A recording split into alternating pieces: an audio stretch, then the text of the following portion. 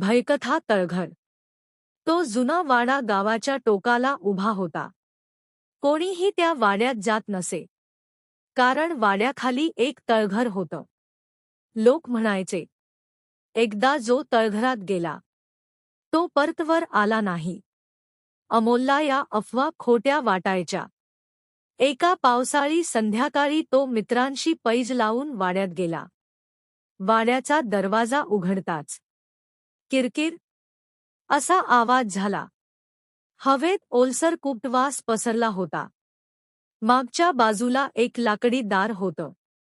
त्यावर फिकट अक्षरात लिहिलं होतं, तळघर. अमोलने टॉर्च लावला आणि पाया उतरू लागला. 1, 2, 3. पाया संपतच नव्हत्या.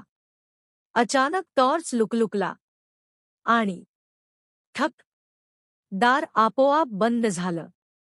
आता तळघरात फक्त शांतता होती.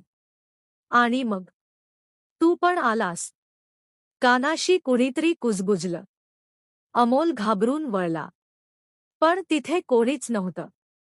भिंतींवर हातांचे ठसे दिसू लागले, रक्ताचे, ओले.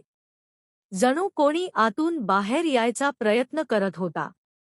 मग समोर अंधारातून आकृती दिसली. डोळे पोकळ, हात लांब, आवाज थरथरता. आम्ही सगळे इथेच आहोत. आता तूही. अमोल किंचाळला, पण आवाज बाहेर गेला नाही. पुढच्या दिवशी सकाळी वाड्याबाहेर अमोलचा मोबाईल सापडला आणि तळघराच्या दारावर नवीन अक्षरं उमटली होती. एक अजून